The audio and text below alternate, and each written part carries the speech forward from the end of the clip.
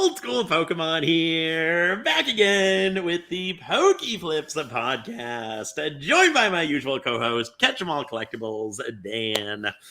And Dan has a special in-person guest today, Mr. PK himself. How are you both doing today? Doing well. How are you? I'm doing good. How you doing? Doing good, Nick. Long 4-hour drive to old Danny KetchumAllCollectibles house, but it was worth it. We got Speaking of long drive, I know you just recently had a pretty long drive you just did. How long was it from you to the Chicago area? That was way too far of a drive. That was like a 15-hour drive. The U-Haul that I rented had a cap at 70, which is a good speed for a U-Haul. But not for an old school Pokemon. Yeah, no, definitely not. So that was a long drive. I drove 4 hours, met up with Dan, we grabbed breakfast, and then I drove the other 11 hours. Took a few breaks, just like quick breaks, get gas, go to the bathroom, get a snack. But I left my house at 5:30 in the morning, and I got here at like 10:30 at night. And now the rest of the week's just been moving in, trying to get set up. We're almost there. How has that been going? Is the U-Haul returned? Was everything dumped quickly? You got that back like the next day?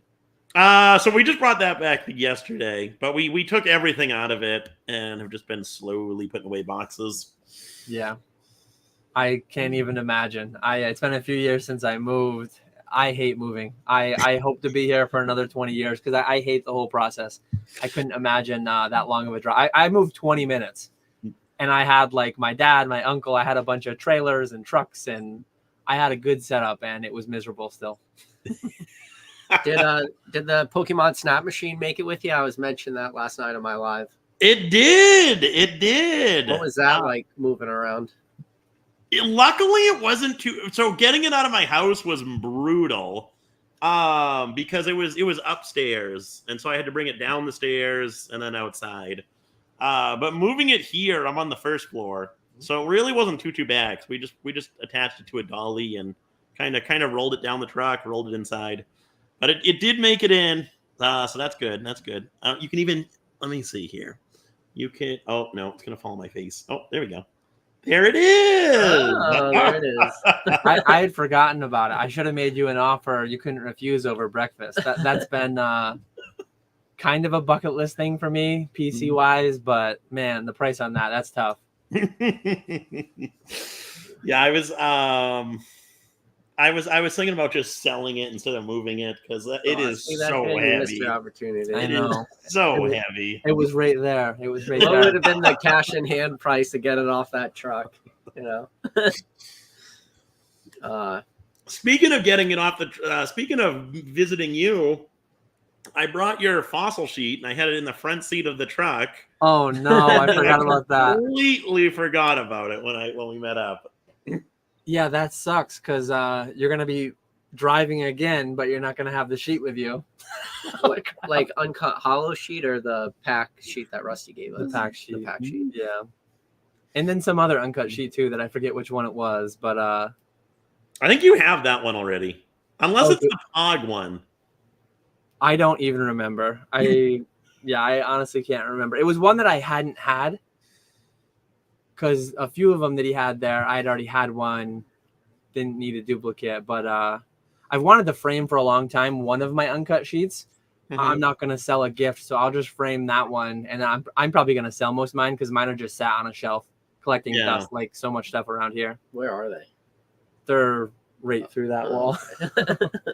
Just break through the wall. Let's see them. Just break it. If anyone remembers a throwback like 2 years ago when I was, I used to film on the other side of my monitor with shelves behind me. Then I turned my monitors around while I put a PC in here instead of a laptop. I filmed in front of a drop cloth in front of like 2x4, like the studs when I was building this office. So yeah, they're right behind that. The drop cloth was actually hanging. The sheets are in the same exact place as they were while those videos were done with me in front of the drop cloth. So, have you done any eBay lives yet, Nick, since you've been all settled in or what? I have not, no. Tomorrow's going to be my first live. You just had to try to take down Ponga. couldn't leave him alone for our big launch weekend. I appreciate at least waiting until tomorrow. That Man, trying to put an end to poor old Ponga. Yes. We gotta give him some competition. But you're 9 o'clock though, right? I think we're gonna start at 8 o'clock, or I think we're gonna start at 8. 8, so 7 your time. Oh, okay. Man, you're really upstaging him. You're going live an hour earlier to take the whole audience too. Damn. So what are you gonna try to do? Start pushing like 5-hour lives or something, going to midnight? No, this one I'm hoping to do 500 auctions. So this one will probably go till 2-ish, 2, 3. Wow. So we'll see. This one will be a long one. Hopefully there'll be a bunch of people who come in, and just run through a ton of stuff. How often do you do that many auctions? Normally it's like 100 to start, right? And then pack rips? Yeah, normally it's 80 to 100 auctions and then pack ripping the rest of the night.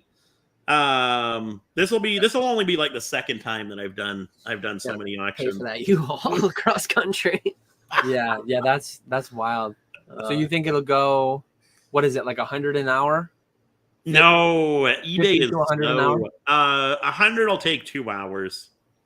I don't know what time slot will work, but what we've been talking obviously a bunch about tonight. I want to throw down some cheap stuff preferably, but like I want to just see how many we can fit in like a 30-hour window. Or 30-minute window. I want to see if we can do like 130 minutes or something. That's probably if you can do sudden death, then you should definitely be able to do that. Sudden death 5-10 seconds, but like you do got to show the condition. You do got to write on your post-it note or write on your PSA sleeve or whatever. I think you just blanket statement before sudden death. Be like, just assume it's heavy play and then hope you don't get heavy play. It'll be interesting to see how it goes, though. I'm excited. No, it will be exciting. I can't wait to check it out tonight.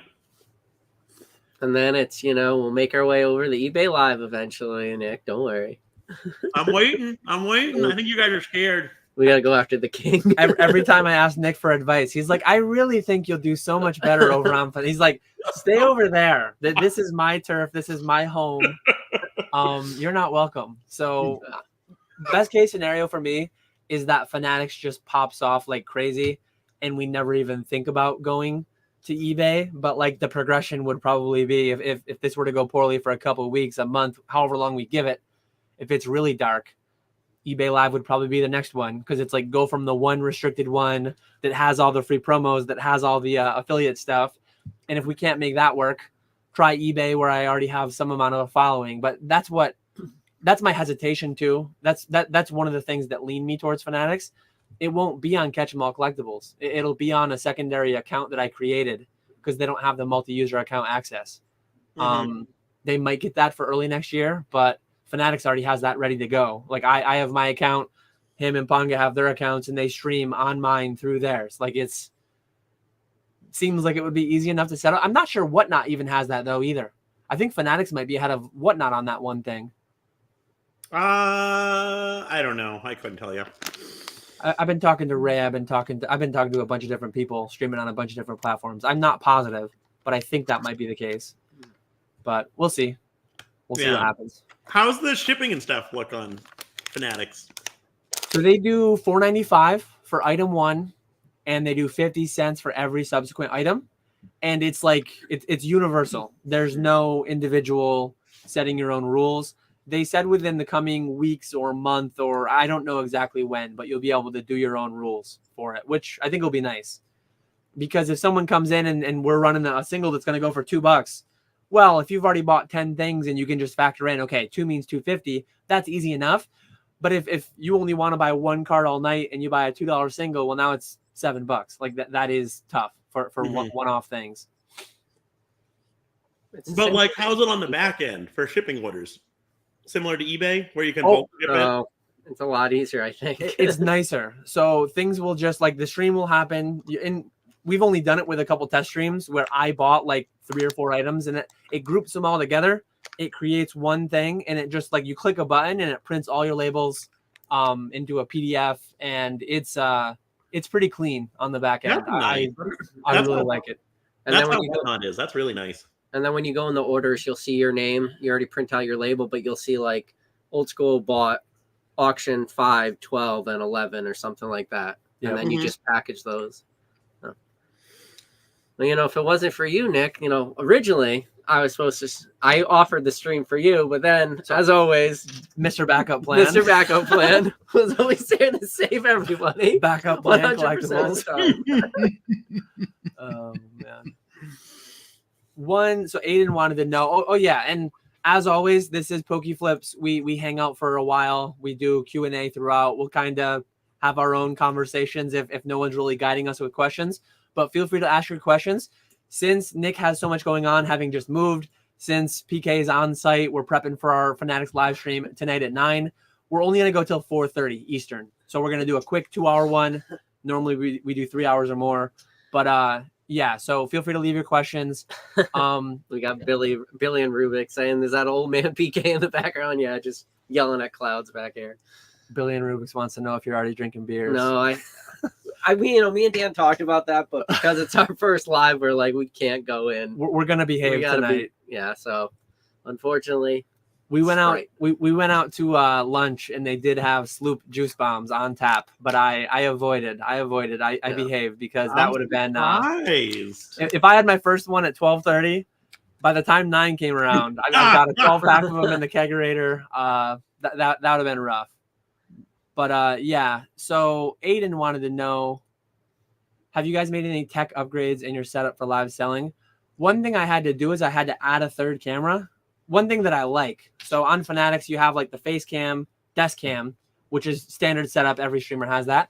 They actually have like not wanting to become some of the drama that has happened with live streaming over the years. And they have like a tertiary camera requirement that acts as like a security camera of sorts. If or when there were ever any suspicion, any kind of issues, they have on the back end basically the ability to go and see if anything naughty was happening off screen from the live stream viewers. So that's the only significant thing I did is I added a third camera that's up there, kind of eye in the sky. So even if we were, I mean, obviously it's the vertical setup for live stream, and so it doesn't take much to put your hand off the screen, either purposely or by accident. But with the security camera, it's such a wide lens that even if you take your hand off camera, if anybody were to say you scammed, they could just review the footage and see either that's true or not true. So, and I really like that, and it's only available on the back end of Fanatics. And I don't know why they don't advertise it, to be honest. Like, it's huge security. Can you imagine, like, every single Whatnot is scamming you, switching stuff off screen? If Rattle could just ask to see like the off camera, and then Whatnot provides it, and then Rattle's like, oh, okay, they didn't swap out a pack, they didn't swap out a card, they didn't do any shady shit. It would just end so many things right there. So yeah, I'm happy about that. That's actually a good idea to have that. I know people probably remember, at least some of us that are hyper engaged, PokeRev did, he went next level. Because he had like a power outage or whatever. Mm-hmm. Technically, if the power were to go out, I would lose everything because they're all tied to my computer. They're all uploading to the cloud or whatever. But he had like his phone off camera. He had his phone recording that third angle or fourth angle when he was doing that base first box break. And remember, his stream lagged out for like a minute or however many minutes. It was a Chansey on the screen too at the time. Yeah, and then he just uploaded it completely raw, no edits, no nothing. Just this is what happened. You could hear him pitter pattering out of the room, and you could hear like I think some of his family sounds coming out, but he frantically looking, and I think he like looked over at the camera, made sure that was still rolling. But it was a nice backup plan to have there, akin to what Fanatics Live has built in. Yeah, exactly. How about you, Nick? So in your transition from Massachusetts to Illinois, are you? I know you added the vision or the motion tracking camera not too long ago. Any other big upgrades? Like what can people expect tomorrow night on your setup? Is it going to be new setup's not ready yet? It's just going to be. I'm just going to be over on this side, or I guess this side. But yeah, so basically I have like it's all one floor here, but then I also have a basement, And I think there's a little room in the basement. I think I'm going to do my streams from there, just because they go late and there's someone above me. So I don't want to be too loud up here. But I'm going to do my stream Saturday from the living room, see how that goes. Ask the neighbors if it was too loud. And if it was, then I'll move downstairs. If it wasn't, then I think I'll probably just stick up here. But yeah, no, for me, lighting is the biggest thing. Obviously, we have like microphone from the podcast, webcam from the podcast, but lighting for me was the biggest thing to figure out. Just because it's so weird because it'll like look bright in person, but then when you're looking at the video through the phone, it seems so dark. So you need so much lighting to make it actually look good, and that's always been a struggle for me. I think I finally figured it out between ring lights looking down, an overhead LED light. I think that's a pretty good setup there. But that's always been the biggest thing is just figuring out lighting. Speaking of lights, we're only blue right now, so we're still early, but maybe we could turn the red lights eventually. Hopefully we don't get to any red lights streaming tonight. We'll try to keep it on brand, blue and orange, though the red is becoming part of the brand, though, too, from time to time. But so what's it like now to be able to work closer to Walrus? Like, is it going to help your work and relationship? It's something I was talking about a little bit yesterday. Just I think it's going to really, that dynamic is going to be pretty important for you guys. No, I'm excited for that. So I now live about 10 minutes away from Walrus, so it's just far enough where I won't get sick of them, but close enough where we'll be able to see plenty of each other. And we haven't done any card stuff. Today's the first day we're actually doing card stuff. But it's just been moving in the past few days. But it's gonna be so nice to have him help me package all the orders, and then as consignments come in, be able to have him get those ready, be able to have him, because I do like middleman grading for people in the live. So if they pull something good or if they buy something in the live that they want to grade, they can do that. So it'll be a lot easier just to be able to hand those cards off to him versus having to mail them to him and all that stuff. Do you do PSA, CGC, or Beckett? Do you have like a grading company? Which grading company do you go with? Is it always CGC because it's cheaper, or PSA too? PSA and CGC. Yep, I don't grade through BGS at all, so I don't do any BGS ones. If tonight goes well, I might throw up. I don't have a lot of black labels on hand, but I might throw up some wild ones and see what happens. But if it goes crazy, there's a lot of stuff in this room that could. We got a lot of stuff within arm's reach if needed, but we've also got a lot of cheap stuff too if it's going to be that kind of stream, which I would lean towards not being able to sell too many $500 to $1,000 things, but we'll see. I think your first stream's going to go well because where you and PK have been advertising it so much, it's your first one. I think it'll go well. The second, I hate to say it, Ponga, your stream is going to be the true test.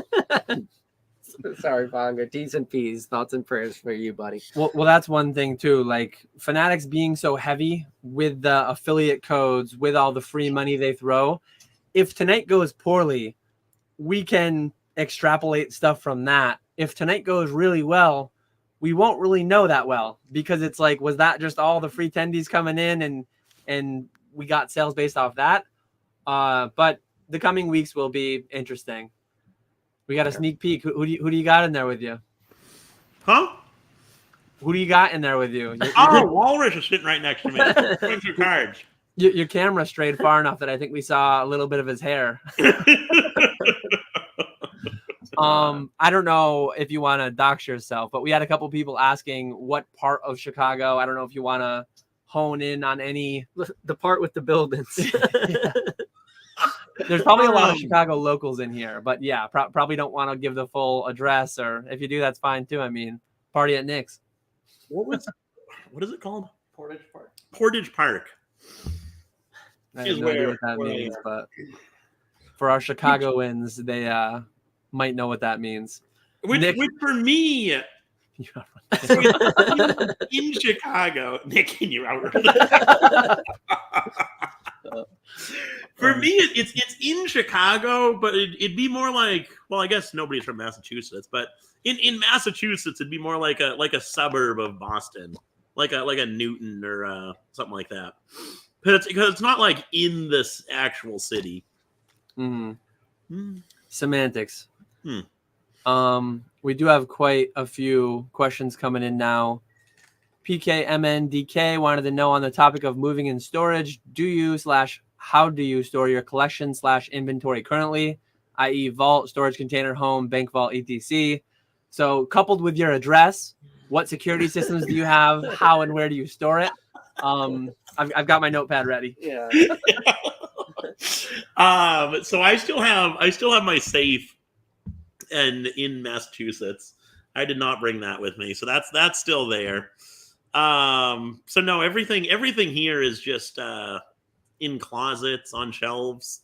I don't have it yet, but I do want to get Ring cameras for all like the inventory rooms, and then I do want to get don't have it yet. You gotta be like, the first thing I did was buy Ring cameras. I got everything set up. That was Walrus's first task. All right. Yeah. Track VPN, Dan. Listen. Yeah. My stuff is all over the place. I have a lot of stuff off site. I have Fanatics. I missed the eBay vault, but I do have the Fanatics, formerly PWCC vault. I've got a couple streamers who I outsource some stuff to. Yeah. I've got some stuff over in Washington, some Japanese sealed product. I've got some TCG player inventory in Idaho. So I'm pretty geographically diversified with my inventory holdings. Yeah, if you guys want to do a Fast and Furious on me on the way home and like hijack me mid-drive, I'll have a bunch of product in my car on the way back. So, but yeah, insurance, Second Amendment, dog that howls like crazy, lots of cameras, super cheap and easy to do, all the normal things for sure. They are mandatory. Ponga wanted to know, question for Nick, thoughts on threatening to ruin my first stream. just a small little mom and pop operation, and then Mr. Walmart trying to run him out of town. Like, oh, you're going to open at 8 a.m. and close at 8 p.m.? We're going to open at 7 a.m. and close at 9 p.m. I can't wait.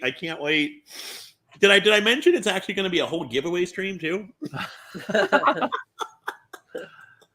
I guess that's actually an interesting topic that since that came up, we might as well talk about it some. How often do you do them? Is it something you pepper in every single time, some amount, or is it something that you just do sporadically throughout a thing? I think you kind of like pre-gamed PokeChef's launch on eBay as just a small giveaway stream, kind of garner up a bunch of watchers and then sent them his way, right? Yeah. So wait, what are you asking about? Like, what's doing how much? What's your overall thoughts on giveaways? Like, how do you use giveaways? I don't do them very often. Well, I guess I do it so I started doing. I don't know if I should tell you now. It's a strategy. I started doing something where the first person to comment in the actual live stream when I go live gets a pack. So I kind of vary it, Sword and Shield, Scarlet and Violet, and I do that to kind of get people to know that because I start at the same time every night. So get people to know that, okay, he's going to be on right at 8. Let me get on there and try and get a free pack. So I do that every night. But then actual giveaways, very, very infrequently. I like to do something around Christmas time. Do like a whole giveaway stream. Where I'll do similar to what I did with PokeChef, where I did like one auction, one giveaway, one auction, one giveaway. I'll do that around Christmas time, and then maybe one other time a year. But they don't happen too often. Occasionally, someone will mail something to give away on stream, and I'll do that. But yeah, not too often. I'm not that familiar with the movie, but I think it's like Blair Witch Project vibes, where it's just like recorded by hand and jumping all over the place. Can't you like wave your hands or clap your hands or something and then it stops? Yeah, you can. You can. It's a wave or something. I forget what it is. There's a button you can press too. I forget if you maybe wave, stop, put your hand up, stop. No, it's always watching. Ponga does have this right. So Nick has grown to be a massive streamer, way too big of a following. Everything goes at or above market. Get in here tonight. Get in here tomorrow night. The steals are going to be where the new streams are, right? What do you think is a sweet spot, Nick? Is it still like just the $20, the $50 single slabs, or are you starting to, now that your following's getting a little bit bigger, do you feel you could branch out more price wise? For the most part, it's still like 10 to 40, 50, somewhere in that range. And then like Saturday nights, I'll throw in some more expensive cards, 100, 200-ish. Really never going over 200. Very rarely going over 200. Well, we're going to go over 200. How dark do you think it will be? Oh, you guys are going to be fine. It's the first stream, like I said earlier. It's going to be fine. Completely fine. And you're going to be there to scoop up stuff at 50%. Is that it?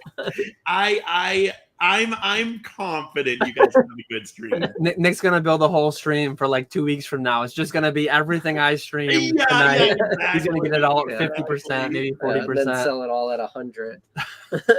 That would be a good YouTube video to dust off the channel. How I destroyed KetchumAllCollectibles for $5,000, just flipping an entire live stream in order, like every single card. I won them all. I swept the board, like first time in history. That'd be awesome. Grimer said Dan shrunk PK confirmed. It's not fair, I'm telling you. Dan shrunk. Benji says, why does PK look photoshopped in? Hold on. Yeah, there you go. when I start to buffer. Yeah. DK wants to know, how do you rate my hospitality? Oh, A+. He hasn't been here that long yet. We got lunch and then we came here and we did a little bit of a tour. Dan paid for lunch too, so my dog howled at him for 5 minutes straight when he got here, as he always does. But it always is. So one of the things I was talking to Dan is I've seen a few people's setups now, so it's a weird feeling to like see from the other side, because you're always seeing like the nice manicured, what we want you to see, and then there's expectation versus reality. That's exactly. So I got to see Nick. I was at your house. I got to see yours. I got to see Dan's. Now I got to see Rusty's. So I got to see Jake's. So it's different. It is always interesting to see the real deal. Mine is a straight up dungeon. I've had to like flash my camera to Dan on the screen. Brad wants you to shill. So one thing we can talk about tonight too, aside from the live streaming that's going on tonight and then an ongoing basis, but Chicago is next weekend, which is insane. It's way too soon. Way too soon. There is that's gonna. Before you know it, it's gonna be Chicago time. I don't think, unfortunately, you're not joining us, right? No, boss won't give me the time off. Yeah. But Chicago's gonna come in real hot. Are you doing live in person from the Airbnb? You're doing a live stream? I haven't decided. There will definitely be streams. They'll probably be at the Airbnb. You really want all that background noise and all that not safe for eBay, not safe for online. I think it's a common thing that people set out to do. Like, hey, let's have box nostalgia. Let's have whatever. Let's have live PokeFlipz in person. Mm-hmm. And then you just get into the like atmosphere. You get into the moment, and it gets harder to like actually try to carve out time to leave people and go do something like that. Yeah, exactly. Oh yeah. Yeah, no, I'm already saying because like most people are coming in Friday, obviously, and then Saturday everyone will be there. So already no stream Friday, no stream Saturday. So I just I'll be live Wednesday and Thursday.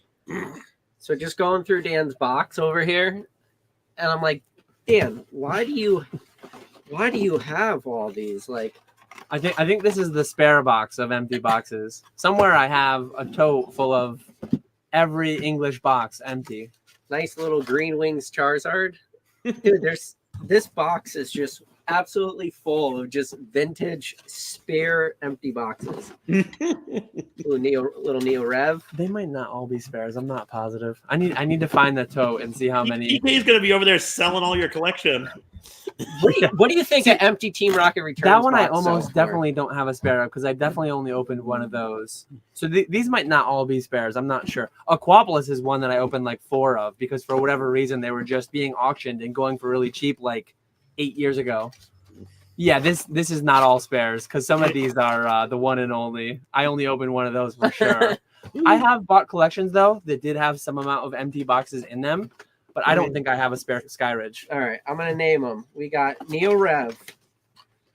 We got Jim Heroes. It might be all of WotC. A lot of Foss. Oh yeah, it's all WotC. But then there's Well, no, you got Team EX Rocket, there, Team too. Magma, you got Sandstorm, you got Howling Phantoms, you got Unseen Forces, Crystal Guardians, Legend Maker. You got everything. I told him it's not as bad as it was a couple of years ago, but I still have way too many mystery boxes. Like I've at least once through. Dude, these are all super clean. These are resealer's dream right here. Yeah, there we The go. resealer's wet dream is straight up super clean WotC boxes. Yeah, these must be the ones. Maybe the spares are somewhere else because these are the ones that I opened myself. Must be. I wish I'd had a YouTube channel way back then. I didn't open I wasn't that crazy that I opened the entire box myself, but I opened all the heavies. I opened all the heavies and then I sold lights. I graded lights. I sold them. I actually sold Nick some. I sold you some for your pack collection. I had my own pack collection too. I saved 4 of every artwork as I did it. But I sold that a long time ago though too. I remember that. I remember you sold to Rusty and he did a video, or was that Charlie's? I remember Rusty made the video. Yeah, I sold it to him. I sold it to him a little bit before the Hartford Collectors event, and then I had forgotten a couple in the package, and I think I hand delivered a couple of them to him there. First time I met him in person. That was that must have been 2019 because my son was not quite 1 yet. My son was there as a Pikachu. I think this is 5 figures of empty boxes. I remember I had as crazy as it sounds, I had an offer for like $5,000 at one point during the boom for my complete empty box collection. I think it's worth more than that now. I think this is No over. way. I don't think so. I don't know. Like Nick, I think some of these over 10 grand. This is probably a $300-400. Like a lot of the boxes are crazy. I don't know. Over 10,000? No shot. Dude, go Absolutely. on eBay, Definitely over Go 5. on I don't know eBay and about look 10. I'm I telling don't you, know. I don't think so. I don't think know. it is, man. Run it all tonight. We'll see what happens. Oh, these are not Fanatics live stream launch. It's probably $500 doing that. No, I think this is one of every box. You have multiple expedition boxes. Dan opened them all.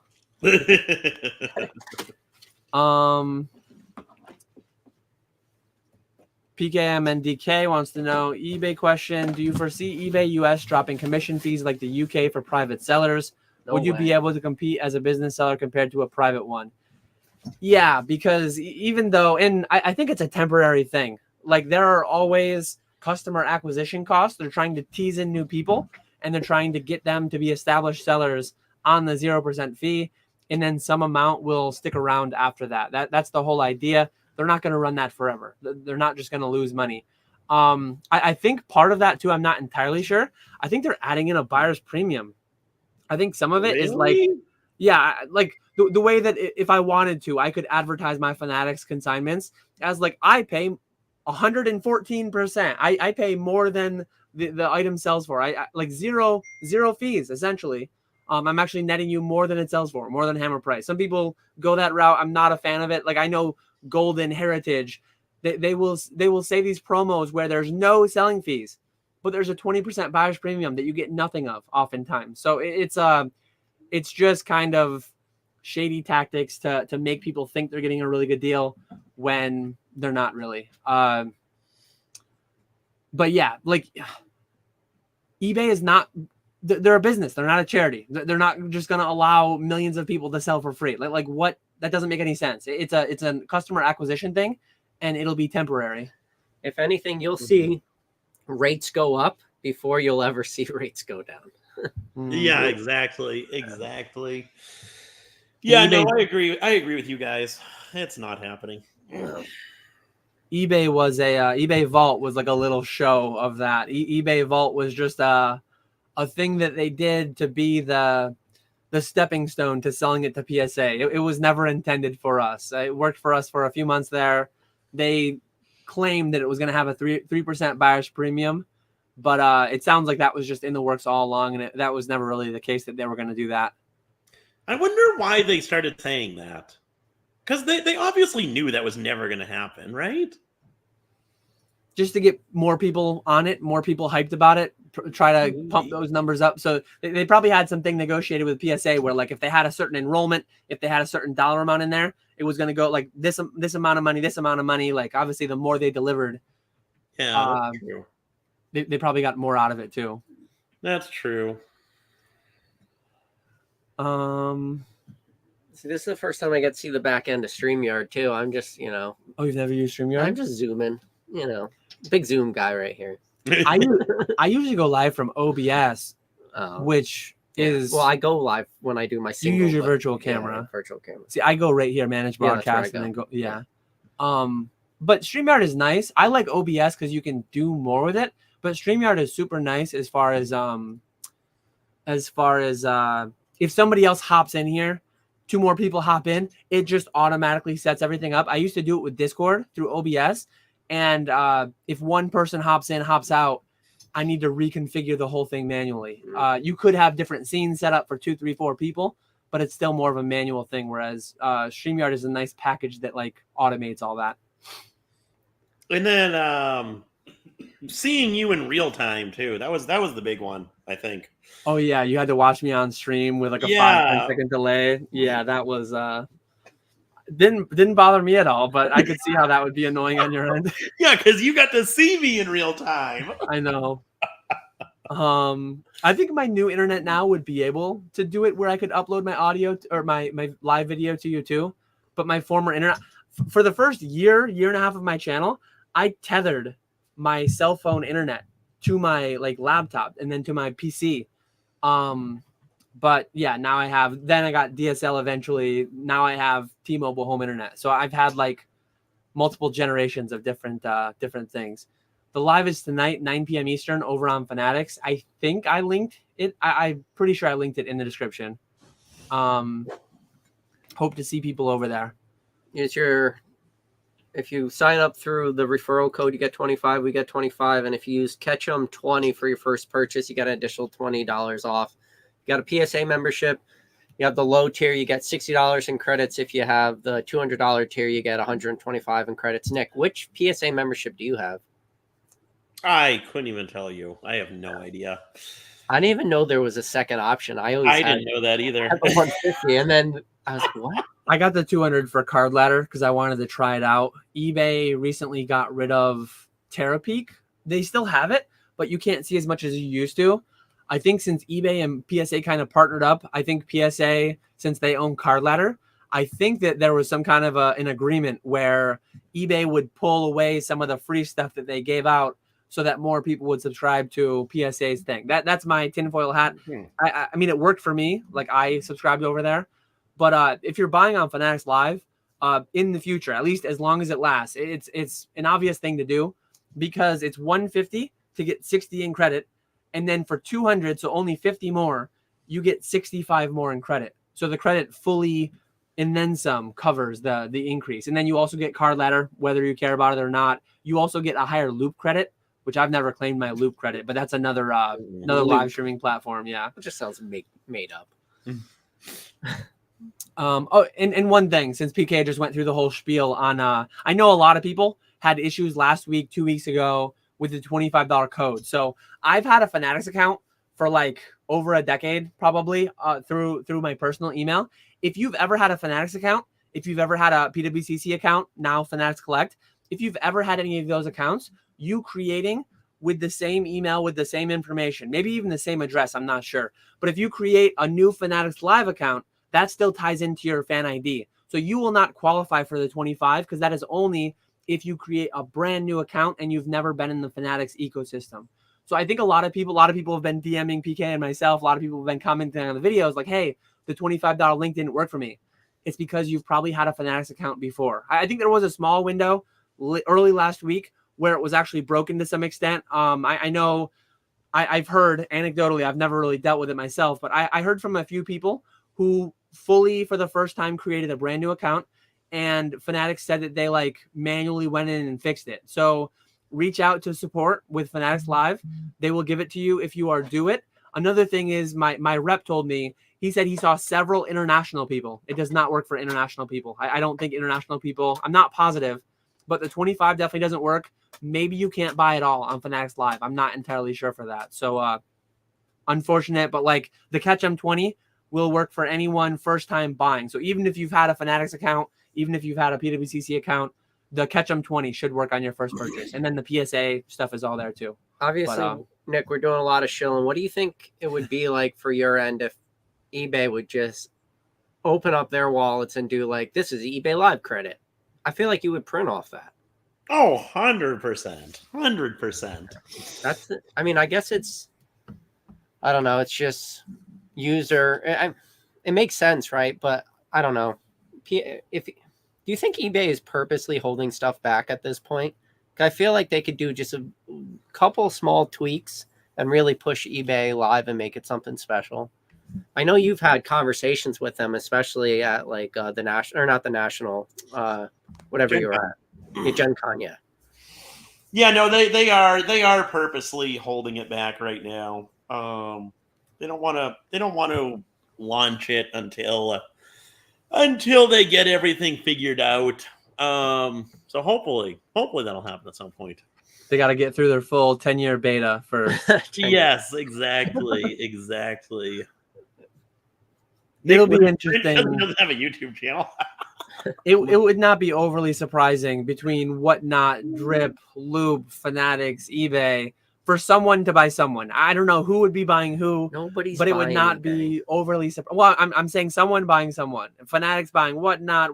I don't know. It feels like something could happen there.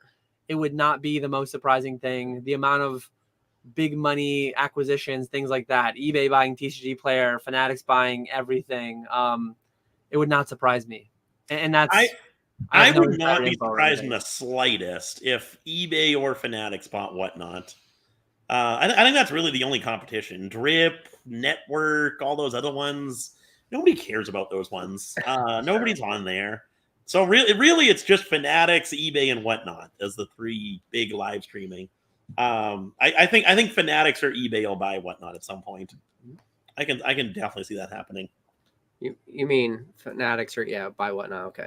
Yeah. But that's the thing. If they went in there, they're gonna clear house on sale. Oh yeah. Like I don't think Whatnot sellers would know what they were in for if they got bought out. Like they would probably get rid of most of the platform. Yeah, but you have the infrastructure and the users, like the buyers.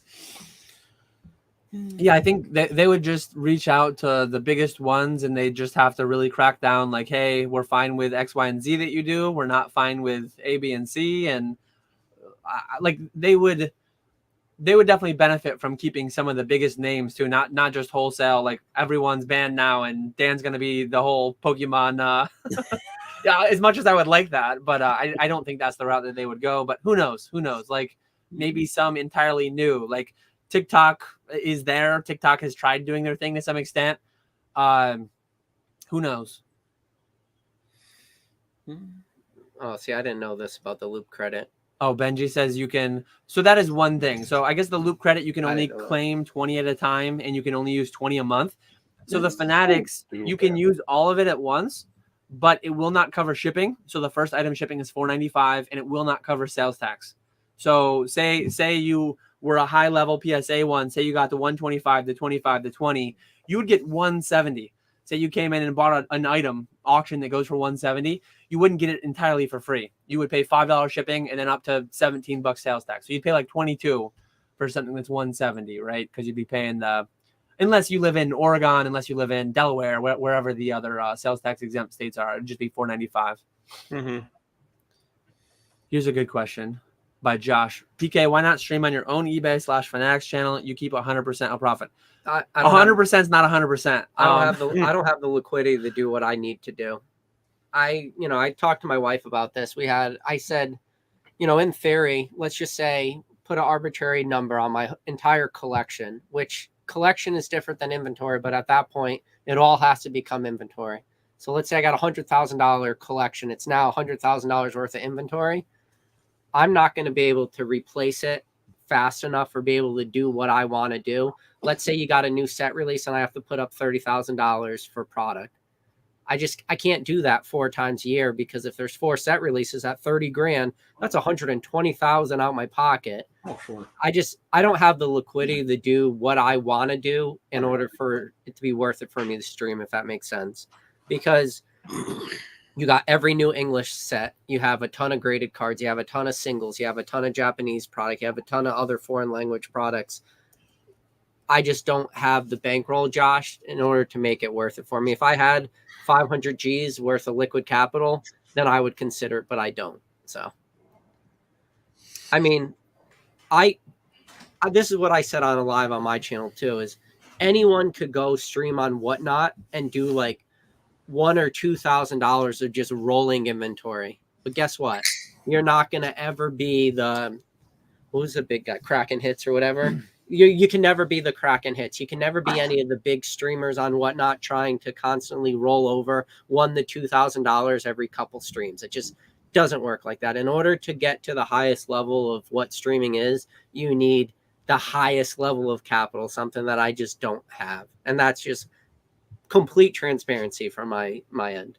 And I feel like I could answer it from the other side too, because if this goes really well, I think there's a decent chance that I'll be paying Ponga and PK quite a high rate for something that I theoretically could do too, and earn that full rate myself. I don't think I have the personality. I don't think I have the energy, whatever. Like, I don't want to be that side. Sourcing is something that I've always liked the most. Sourcing, getting it in, optimizing. Like, should this go to Fanatics? Should this go to eBay? Should this go to live streaming? Should I grade with CGC, PSA, BGS? That whole massive multivariable equation optimization, like, I like that side of it more. I kind of want to outsource most of the individual shipping, packing. I've done my days of shipping 200 orders on a Monday. I'll be doing it this Monday, hopefully 300, 400, 500 orders. Who knows? But I don't want to be doing that all the time personally. I'm fine paying someone really well to do that. And I think there was another question I was going to grab with it too before we go off topic. Are we going to start yelling during our stream? $1. Nick, I haven't created the takedown video yet. And it's funny because my thumbnails, Walrus actually made me some of my live stream thumbnails, and they say 99-cent singles. Technically, Fanatics is actually $1. And then I think, Nick, on eBay, you're 99 cents, aren't you? No, I'm $1 too. You're actually $1? Okay. For some reason, I think you have the option for 99 cents, but you just go with $1. Man, inflation. Inflation sure is a crook. All along, Nick could have done 99-cent auction. So I'm doing $1 because I have to. Nick is doing it because he's a greedy capitalist. I mean, he needs that extra percent. Would he be able to do it 99 cents? Yeah, see, it doesn't roll off the tongue. Yeah, the $1. I thought you had been running all along 99 cent, and I was ready to do a big takedown video, full expose. Yeah, like I was gonna go for it. That was gonna be part of my whole like launch promotional advertising, like smear campaign against Nick. But I guess I need to rethink that. But anyways, our lurking says, Dan, do you have a health benefits package for PK and Ponga if they do well, and or zero tolerance rule guide in case they don't produce enough bands? I think I'm giving them a lot of runway. I'm giving them a long leash. I'm transparent in all ways that I can be. It's not my. I've had some people ask me specifically, like, how much are you paying them? What are you doing percent, dollars an hour? If they want to share, I've told them they can share, but it's not fully my information to share. I think I set out a fairly reasonable initial thing where even if I'm getting wrecked, they'll be getting some solid amount for their time. And if it all goes bust, they can't lose money. So it's like a great thing for them in that they can't lose money. I'm going to pay them for a certain, no matter how bloody it is, no matter how bad it is, I'm giving them some amount of time at some certain rate that hopefully get them off and running, get the following built up, get it to where they can actually make it work. Because most businesses, when they launch, they don't have the following, they don't have the customer base, they don't have, like, you need that runway to get to get it going to where it's actually profitable. So hopefully it all works out. I need to be careful. Health benefits package, 1099 independent contractor, not W-2 employee. That's very important to. But yeah, it. I think it's a win-win. I think they're happy with what was proposed to them. They've both accepted, and we're starting tonight and tomorrow night, and we'll see where it goes from there. Hopefully, onward and upwards. But we'll reevaluate as time goes on. Yeah, pretty much it. Gotta spend money to make money. But as far as, like, I'm giving them a lot of leash. I'm putting a lot of trust in them. Oh, I'm on a leash now? a long leash. But it's still a leash. A long leash. It's like a little kid at the park, you know. You see him like run and then they get the backpack get leash thing. back. That's gonna be me on Dan's leash. The biggest thing is, like, I trust their judgment. I trust their character. I trust they're not going to be skimming anything. I trust them in all ways, and I trust them if it's bloody and brutal. I trust them that they won't just run $500 slab. Great wordage, bloody and brutal. Yeah. That's exactly what it's gonna be. Like, if they run a $500 slab and it goes for 50, I trust them enough that they won't run another 500 one that goes for 50, and another one and another one. Like, they'll stop the bleeding. They'll run some 50-cent, $2 singles. They'll try to do some pack rips. Yeah. So I fully trust their judgment. I just run a bunch of those, and then you see the order history, and all the purchases were me. Just like 1,000 purchases with my account. But yeah, I'm interested to see how it goes, and I'm optimistic. I think it would have been, like, more certain to start with eBay. I think it would have been likely, but so we have more uncertainty, but I think we potentially have higher upside. The initial launch, I think we have the biggest upside because people are just going to be in there with their free money, with their house money, throwing it left and right. But it'll be fun to see how it goes. You know, I don't think we ever had this conversation, but I always got nervous, like, live stream, and it's like, because sometimes you could potentially be taken advantage of, like, people that just don't know the market. Because if somebody sees something for way over market on eBay Live and they know the market, they're not going to pay it. But, like, sometimes you see stuff go high, and it's like, well, maybe you're taking advantage of those that don't know. I never really talked to you. I don't care about, like, having people pay me money when it's free credits, because at that point I feel like it's money people didn't even normally use. Like, I never used my Fanatics credit ever. I've never used my Loop credits ever. Like, and I've had PSA membership. When did this start, the Fanatics credit? I think it's been a year. It's probably I think I only saw it in my inbox once. So I think this might be the first year. It could have been 10 years, and I've never used it. And I wouldn't have used it this year either. Fanatics Live is pretty new. When I searched my Google email for Fanatics Live credit, whatever it was, PSA Fanatics credit, I think I only had one result, and I've been a PSA member for 10 years. So I think this is the first time they've had it. Yeah, I've never noticed it until now. I don't really pay attention to it though. But I don't mind people using free money. I don't feel bad for that. Yeah, building a community in the lives is a key for sure. Consistency is a big part of it. Community, though. Can we use another word? Building as much as you don't like it, it is an actual community for sure. Building a fan base. Can I just use fan base instead of community? No, that's Rattle out there. Rattle, if you're out there watching this, please, buddy, tell him we can't use the C word anymore. Basic asked if he can request items from your eBay for Fanatics auction / buy it now. I don't know if can we request items. DM me, Basic. I'll pull it out. Like he sees something on your eBay store that he wants you to run on Fanatics. I actually pulled some, so I asked with the consigners if they would be fine with it first, which why would they not be? Because we had a buy it now listing, and I'm like, I'm going to buy your items from you for what you would have netted anyways. And I'm trialing some amount of a couple of my consigners cards just to see how it goes. Because some of them have such quantity with me that if it gets a reasonable enough percent, they might bleed in some of their inventory to just, it's going to be a lot more variable instead of slow, consistent, guaranteed. Like if it sells, you're going to get X. Maybe they can get anywhere between 40% and 150%, and it'll average out 70, 80, 90%, and they'll be happy with that. But we'll see. Mm-hmm. So before we came down here, we got back from lunch a little earlier, and I was walking through Dan's sealed product room. I don't even know what you call it, sale product area. And like one of the things that was there was this Vivid Voltage, the Build and Battle. You could have the potential for the Charizard promo, but it was like a little dented. So he's never going to sell it because it's a little dented. I'm like, you could sell this because why not? And then walking through like one of these, like the Celebrations mini tin displays, I just think it looks really cool and it displays really nice. I'm like, can we sell this display on the live tonight? And Dan's like, sure. We're going to throw everything at the wall and see what sticks. Like, I just want to... Because these just display real nice. And I'm wondering on camera for the live if they'll display really nice, because I think obviously it's Celebrations mini tins, but I think a lot of the value is just in the artwork of this. And then, yeah, I'm interested. Josh wants CGC graded Metazoo on stream tonight. Josh, there's a gross amount of Metazoo over here. Don't let Dan fool you. I don't intend to have Metazoo on sale tonight. But Metazoo? Here you go, Nick. Too bad. We'll find the brush fire deck for you. This is going up today. Oh, there we go. There we go. I do have 1999 to 2000 decks. That is loose. You hear that? I'm not. No, that's only for the 2 players. And the deck's on the bottom. I'm 90% sure that that's not Shadowless. Those you can't be positive, but the 2-player starter decks you can be. You gotta run some Metazoo. It's part of your brand. I don't plan to, I thought about it, but I don't plan to have any Metazoo tonight. Down the line in the future, we'll see. Let's throw one for you should run one of your Dan promos. Dude, I opened one of these cabinets that Dan has, and it was just Metazoo. And I look over, and then Dan kind of like put his head down.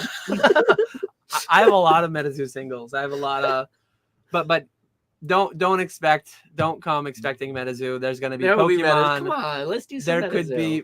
We're not going to do any We'll Metazoo. do some Metazoo. Yeah, come on. Are the free credits only for the first stream? Are you afraid not to run Metazoo because you know we'll get no bids?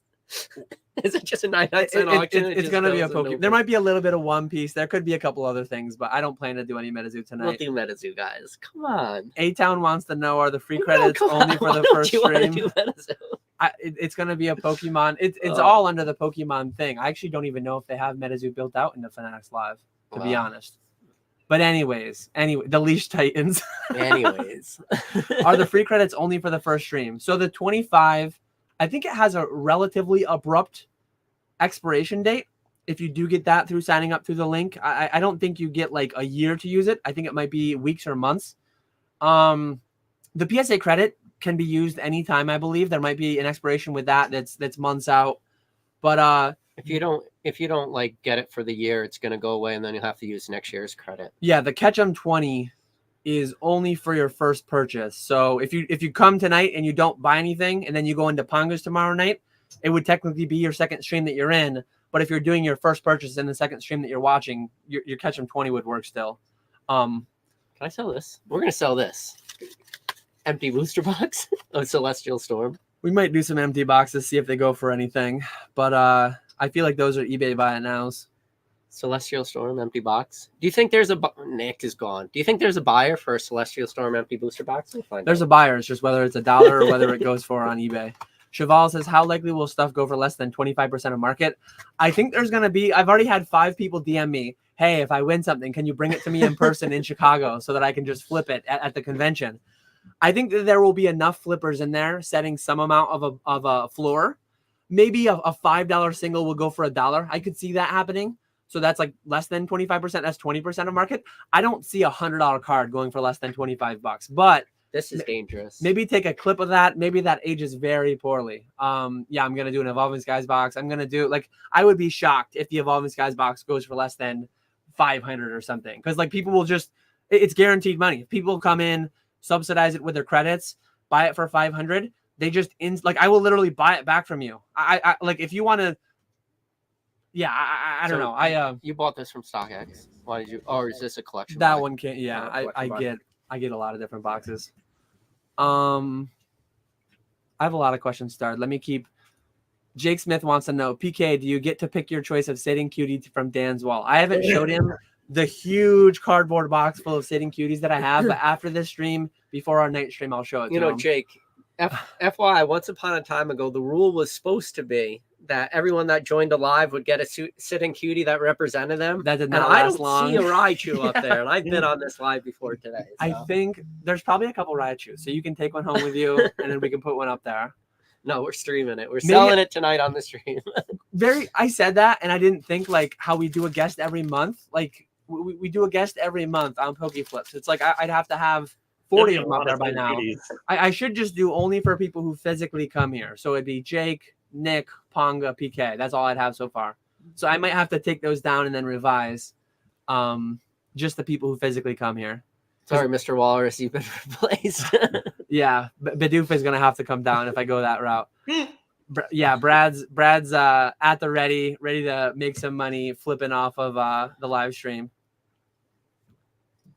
I will do some certain things I have rip or ship, like Japanese 151 booster boxes I have on there. If you want to buy them sealed, if you want to just use your credit, $100 shipped. Well, 100 plus $4.95. If it's your second item, it's 50 cents.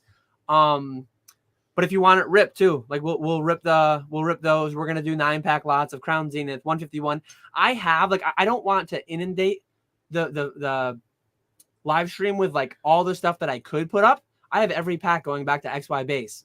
Not in obscene quantity, but I at least have a 9-pack lot of everything back to XY base. Obscene quantity. Yeah. I don't know. Yes. I could obscene. I just don't want to have 50 listings that people have to wade through. I think I'm starting pretty bare bones. I'm starting with like slab auction, single auction, and then I think I have 151 9-pack lots, Crown Zenith 9-pack lots, and then Twilight Masquerade boxes that could be ripped or shipped, and I also have Japanese 151 that could be ripped or shipped. If we're an hour into the stream, we're making our way through the singles, they're not going that well, and there's tons of people like, hey, I want to buy some Evolving Skies, I want to buy some Hidden Fates. I will put into the buy it now on the fly whatever people want, or I'll just start auctioning random stuff too. If there's something you guys are looking for too during the live, like let us know. Mm-hmm. If you're asking for something wild, that's not possible. But if it's any sealed product, let us know. Any packs, we'll be able to. This is going to be a special night. You're not going to have this option very often, so might as well take advantage of it if you're the viewer. That would be an interesting feature. If like on eBay Live backend or on Fanatics Live backend, you could like click a button that, hey, these packs were just opened, and then you had a queue built in, and it would actually send an additional push notification like, hey, you're on deck. One more thing to go until your packs are ripped. Because like Nick, what is the biggest backlog that you've built? Probably 2-3 hours of pack rips. Yeah.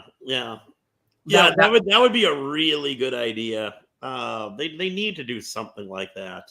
The night me and Dan were at your place, didn't you rip until like 4 or 5 that morning? The backlog must have been crazy, right? Yeah, exactly. I claim loyalties. Retro looking for his plug. Where do you find so many juiced minty Japanese singles to sell on these lives? So I did just have about a 10K package land from Mr. Retro Specs himself. You could read this if you didn't know Pokemon and you read this. This definitely this comment doesn't hot right. Singles in your area. There will be Japanese singles in your area. Plenty of hot singles going around tonight. Juiced minty Japanese singles, and we get canceled. But those came in like yesterday. I siphoned off some amount that I immediately sent out to Ponga. Hopefully he gets it for tomorrow. I am gonna pull some to send with PK. We're gonna run a handful tonight. I did not pre-grade those yet. Japanese is pretty Kevlar anyways. Japanese is pretty solid, but they're not skimmed through at all whatsoever. A lot of the English stuff, I grade cards. So if you see a Celebration Charizard come up raw, it's probably not going to be a 10, right? Do we have Celebration Charizards? I have some, yeah. Not a whole lot, but I have some. Some? How many some? Not 5 to 10 maybe. Not that many, genuinely. That is actually impressive for you. Does the 20 off first purchase only apply to buy it now, or does it work on auctions as well? I'm not entirely sure. Hopefully someone can answer that for me in chat. I guess nobody's bought an auction yet, so nobody could be entirely sure. But I know a couple people have bought buy it nows and presumably use their credits there. So I just looked at this, and then I'm like, wait a second. What is this? I have 3 of them.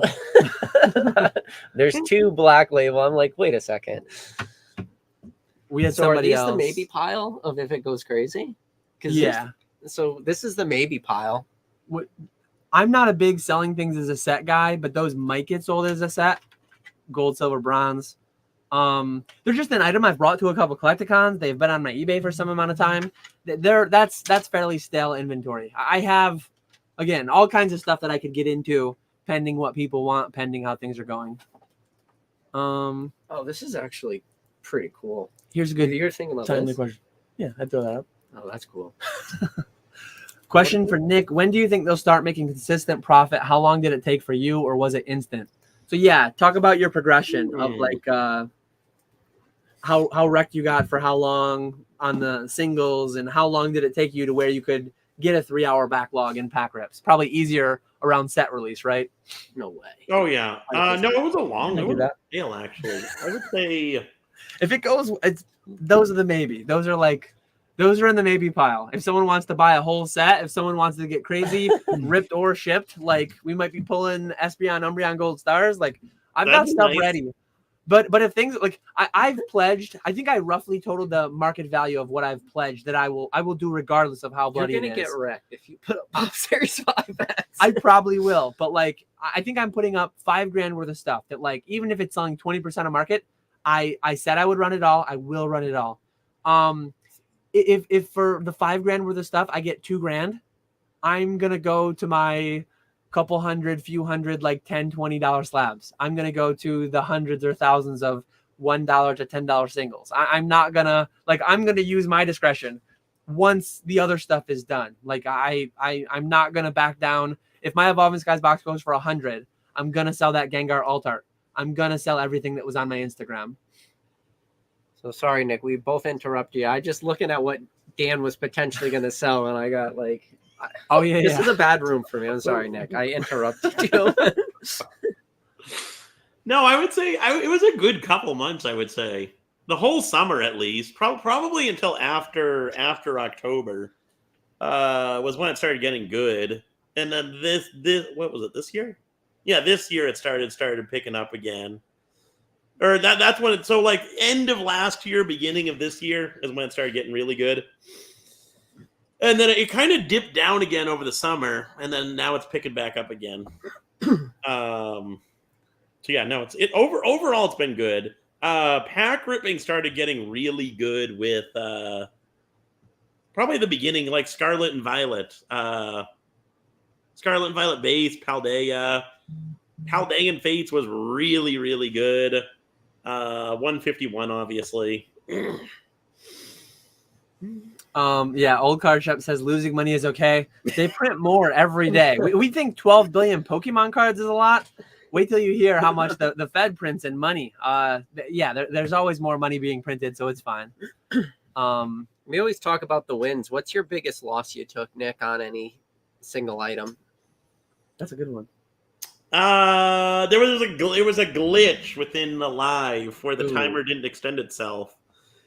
So I sold a unweighed first fossil pack for, it was like $85. And I still honored the sale. Good man. Yeah. That's not that bad. I mean, I thought you were going to say something way crazier. Is that when the bid increments were really crazy? That was the very beginning of when they changed it. So it just, the bidding just didn't extend itself. Did you stop the live and like recognize, or you just keep moving along? You're just like, oh wow. No, the next auction was fine. So I just kept going. Dan, I only have a couple more of these scripted questions you gave me, just an FYI. Oh man, he's going off script already. Oh boy. So Quilly wants to know, Nick, seems like it could be another staged question, but oh my goodness. As a streaming behemoth, as a titan in the industry, what advice would you give Dan, PK, Ponga for marketing to and capturing customers that may not overlap much with people that follow them for their other content? Probably just giving up on YouTube and Instagram altogether, right? Yeah, exactly. Yeah, no, it is there's not much overlap. I was like the night we did our stream together, I was surprised at how little people came over from everyone. Like you did a story, PK, posted something on YouTube, and there really wasn't that much overlap. So that's the biggest thing. There is a little bit, but it's really a completely different audience. I mean, so just mentioning your Instagram, your YouTube, all that stuff, getting people over there. Instagram for me is going to be, I think that's going to be the new one for me. YouTube's dead. Instagram though, posting stories, posts, all that stuff. PK says, don't buy 10s, grade 10s. I talk about buckets. Yeah, I exactly. talk about how bad credit card debt is. Like, we need people buying 10s. We need people spending on credit cards. Like, we have not. Are you going to say we have not curated that following into credit card debt though? I don't think we need that.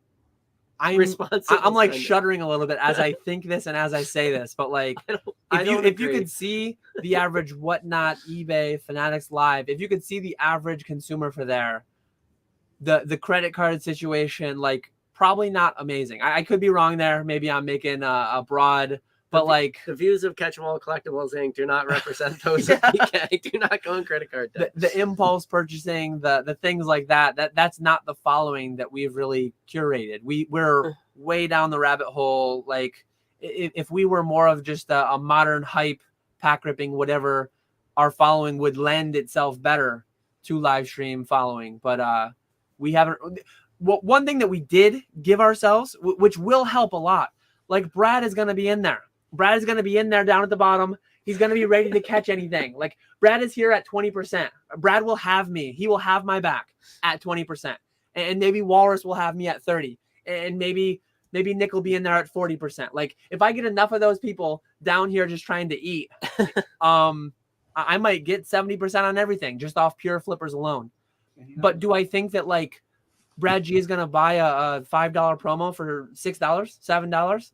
No, I'm going to put it up there and he's going to know exactly what it is and exactly what it goes for. He's going to know what it goes for. Like, he will know, oh, I would sell that one on eBay. I would sell that one on TCG Player. I would sell that one on a live stream. I'm not going to buy that one on a live stream. Like, a lot of compliments from Brad G. Dan's afraid of the Brad G comments. He's really trying to butter him up. I don't want to see if Brad wins a lot. Tonight's stream was dark. I wouldn't mind. Like, I hope people can make a little bit. Like, I want to make money. I don't want to get destroyed. I hope I don't make someone $5,000 because they literally just buy 10 grand worth of stuff for $5,000. But having flippers in there, holding the line at some percentage floor is better than not having them there, right? And selling a $100 card for $10 because all you have are consumers and no one wants that random Crobat, that random whatever it is. Having people who are savvy and know the market and are willing to bid 50, 60, 70% on anything, that helps the stream. Absolutely. It can't be the whole stream. Otherwise, I'll just, like, I'm not going to run a live stream operation to sell everything at 70% because I can just do that myself, right? Mm-hmm. We need, like, the retail market consumer base alongside it.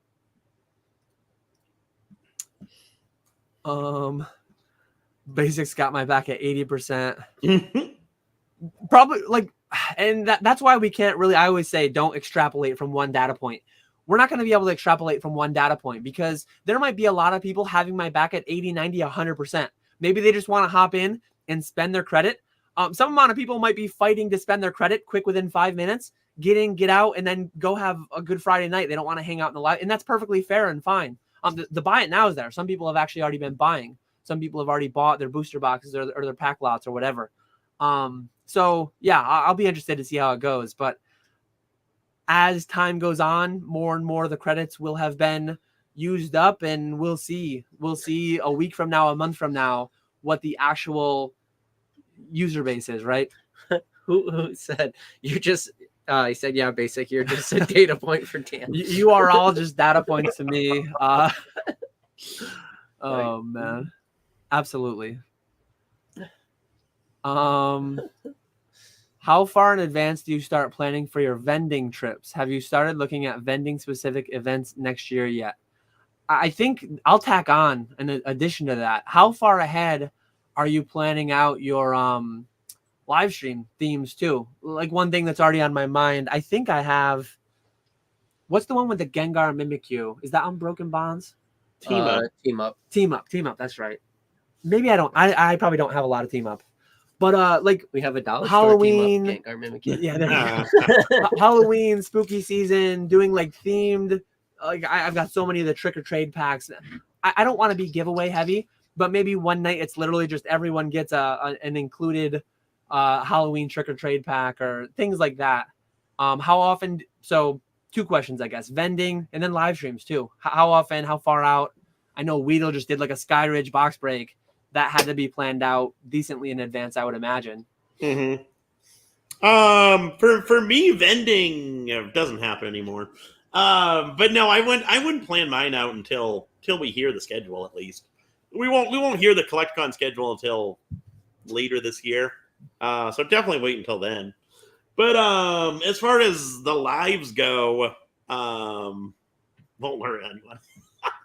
As far as the lives go, for me, it's very last minute for the most part. Like I'll get my stuff ready the afternoon before, run it that night, and then repeat. For my bigger streams, when I do like a bigger stream, maybe like a week ahead of time, I'll start talking about it that Monday, run everything that Saturday. And then very rarely, like coming up this Halloween, it's going to be me, Weedle, PokeChef, and Part-Time Collector all doing like a collaboration stream. And that one we've had planned for a couple months. So I've been able to slowly kind of set stuff back and hoping to buy some more stuff in Chicago at CollectCon for that one. But usually it's day of. I would like to start getting into like a rhythm where it can be like I have stuff set aside for like a week in little boxes. So I just grab Monday's box and run all that stuff. Someone else can get another water because the one that is too warm. He didn't say he has to get it. I mean, that's free money. I'll go get it. That is true. For him to spend $10, I'll go get it. Like that's free money. Hey, bitch boy, can you give me water? That's gotta be worth 10. I mean, come on. I want to see him drop it. Let's see if he's a man of his word.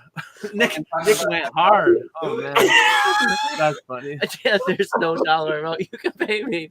That's funny. Oh man. It made me cry. So we did that one.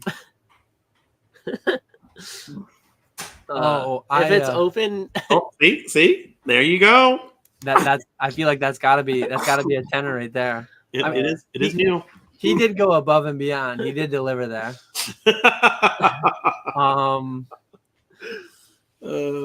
He wants to know what's on the wall behind you. That's just a light switch, isn't it? One of the ones with a slider to dim. Yeah. What'd you get? Yeah, it dims the lights up above me. Yeah. I'm still trying. I'm still trying to figure out where what some of the light switches do. Like, there's a few random light switches that I have. Some of them are probably switched outlets. Yeah, for plugs. lamps. That's true. Okay. Do you have overhead lights in all your rooms or no? No. There's one room that doesn't have an overhead light. Usually it's a switched outlet. Sometimes it's only the top outlet. Sometimes it's both. But I didn't even think of that. Yeah, That's what it is. I'm a fan of overhead lights. I'm not a fan of ceiling fans. They are the enemy. What? They're the enemy. Basic trainer. My in-law's house has 8-foot ceilings, 7.5-foot ceilings, and they have ceiling fans. How do you think that works at 6'4", 6'5"? If I've got a pep in my step, I get scalped in the house. So ceiling fans are my mortal enemy. I'm not a fan of fans. But I don't like when houses don't have overhead lights. I'm not a lamp guy. I don't know. The house that I bought my starter home, it had switched outlets and stuff, and we went in. It was just a 1-story house, so we went into the attic and we put in all overhead lights in all the rooms because like every room was just lamps. It was just switched outlets. I'm not a fan of that. Mm-mm. No, I actually like this place because there's a fan in every room.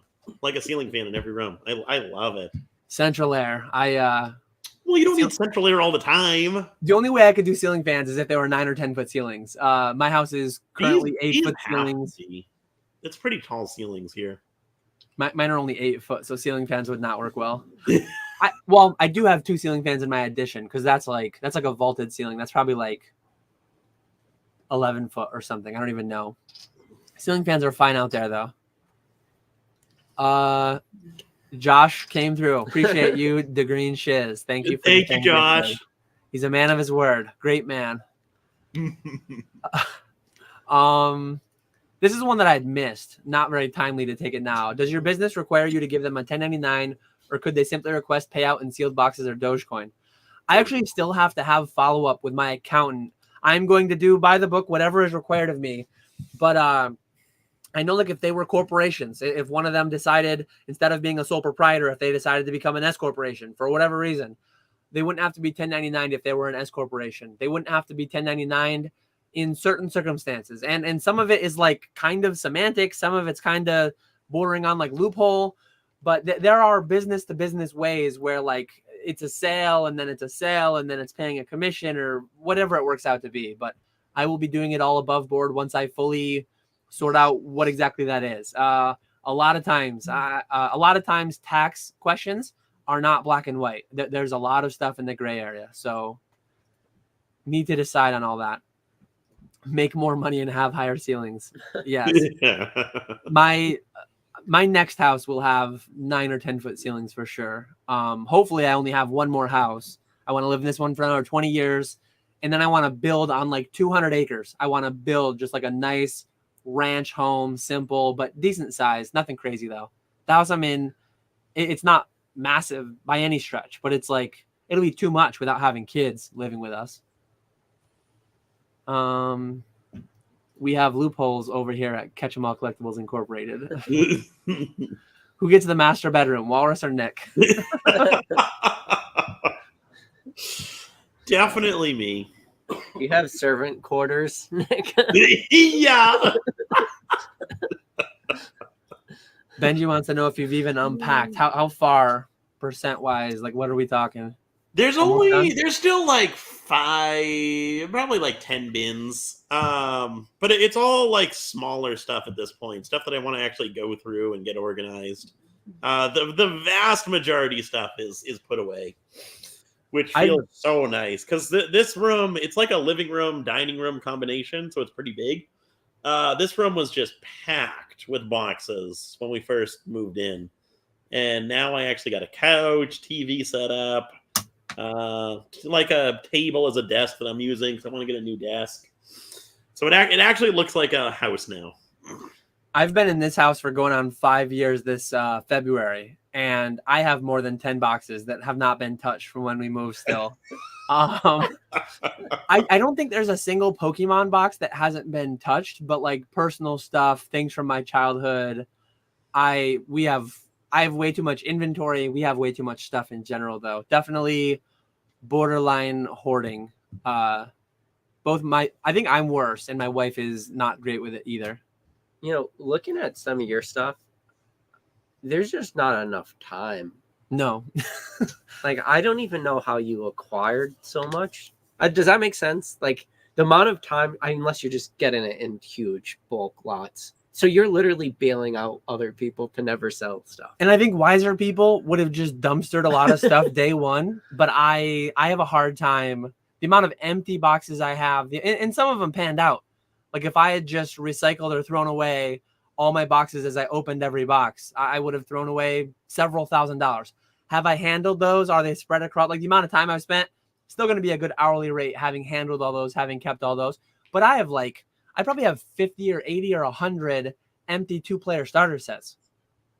Those aren't gonna, like, maybe one sells a year for $10 on eBay, but I can't sell. I have a century's worth at that rate. Some of the stuff, if you had a full-time employee at 8 hours a day, they can't fulfill it. I've been a full-time employee at 8 hours a day for the past 3 years, and I thought it was going to be a 1-year project to get fully caught. Like going to Rusty's, so much of his stuff is just gone through and organized and nice and cataloged, and I've never been there. I want to get there someday. I've always had way too much of a backlog. It's nothing like what it was either. At some point, Troll and Toad Evo is going to kick back the rest of my stuff too, and I fear that day. But that day is on the horizon at some point. I still have Too much there. You just intercept the shipping and send it right to Nick and Walrus and let Nick think it's your problem now. Yeah, There we go. There we go. Consign my pallets of Troll and Toad Evo.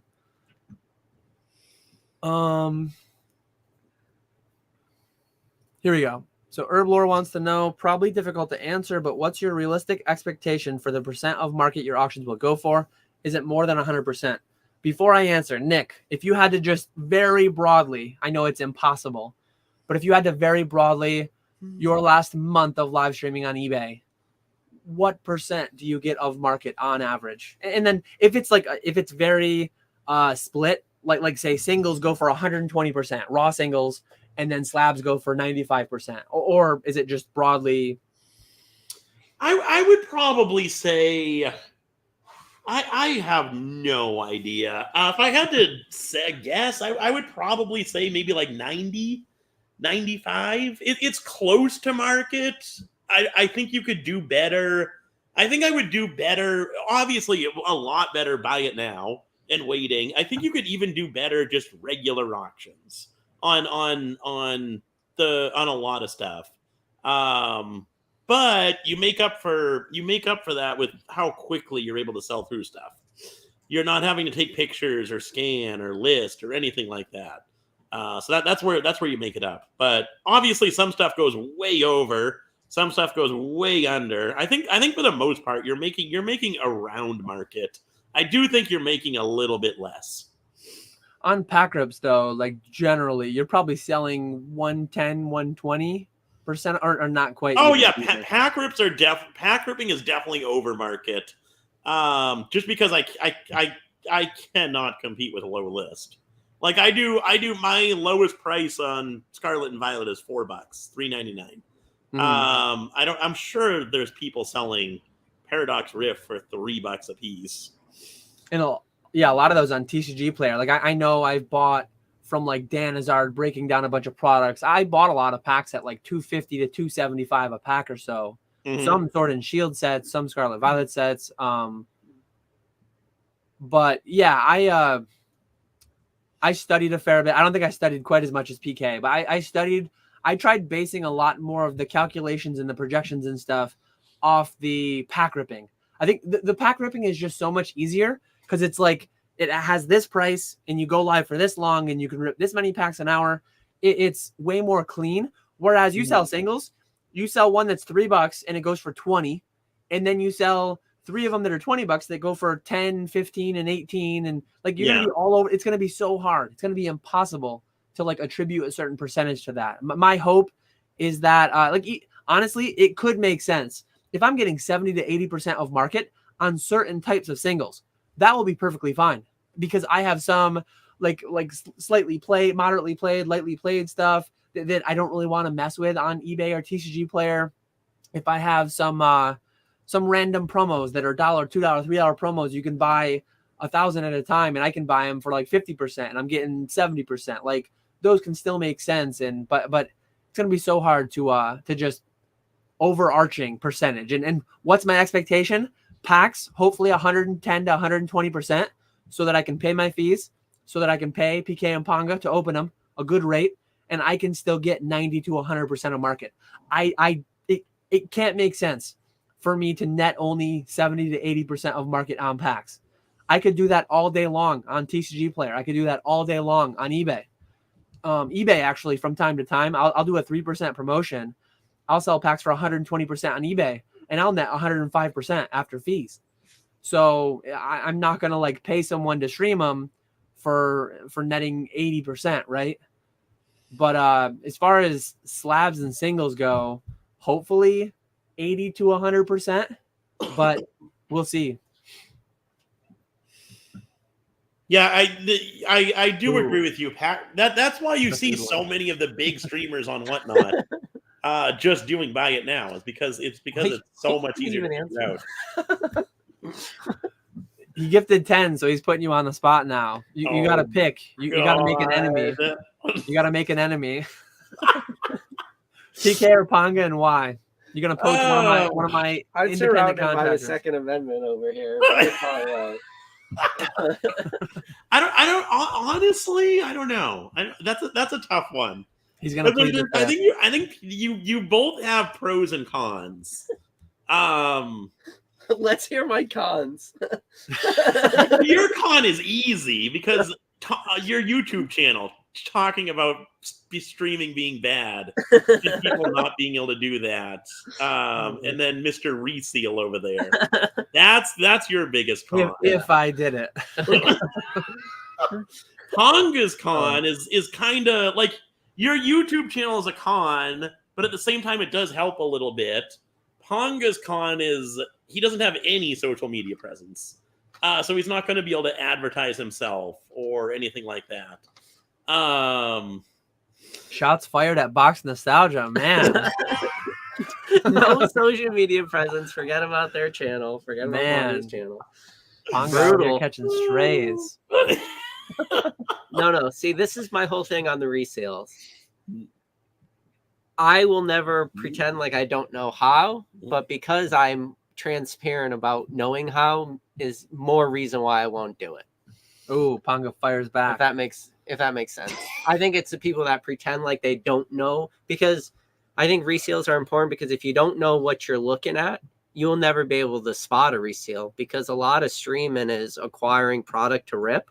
And if you're going to start acquiring vintage product to rip, if you as the breaker cannot spot a resale, that means you have the potential to be selling resale product to your viewers. So it's just like to pretend. I can't even imagine like a big streamer who does nothing but vintage being like, oh yeah, if all this product I just bought was resealed, I wouldn't know. I would just have to sell it to everybody. It's like, no, that's the worst answer you can give. So yeah. That's my answer to that. Ernie, too much of a brand risk. Too much of a brand risk. Is Ryan's Card House being on eBay Live good or bad? Very good. Back maybe I forget exactly. A while back though, going months and months and months back. Maybe towards like the beginning of the year, before my stream started getting like consistent viewers and in a good amount of viewers. I was worried about new Pokemon streamers joining, because obviously when a new Pokemon streamer joins, now your audience is split between those two streams. But now I see it as the more Pokemon people we can get on there, the better, because Ryan's Card House in particular, they have a massive Whatnot following. They have a really big Instagram following. So they're able to reach out to all of those people and tell them about eBay Live, where eBay doesn't do any of their own advertising. So it's kind of left up to the sellers to advertise. So more and more people will find out about eBay Live. So I think it's a really good thing for them to be on there. Yeah, it's like not that he's edging out part of your consumers and you're getting a smaller piece of the pie. It's like a growing the pie situation. Yeah, exactly. He's gonna bring more people. Ponga said we never got to the pros. So you roasted everyone. You did the cons. So PK's pros would be like knowing all the set symbols, all the cards, all that stuff, knowledge and stuff, being able to talk about the cards. Ponga, I feel, would be being relatable to the audience. So honestly, it's like a 50-50 split. I don't know who I would take. I honestly don't know. I wouldn't take either of them because I already turned down PK. I honestly love the idea of being the streamer. I don't want to be the sourcer or the shipper or anything like you say you like sourcing. I would so much rather be the person on the lives. Same. I would rather be the person on the live than the sourcer. See, I like this live. I like the lives that I do, but I just can't. I can't do. I will tonight. I'll have fun, but I can't do every week 4-6 hour live streams, things like that. Nick is a machine, and I am not. I did get this though for free, by the way. Oh, I sent some merch out. Just really selling out hard.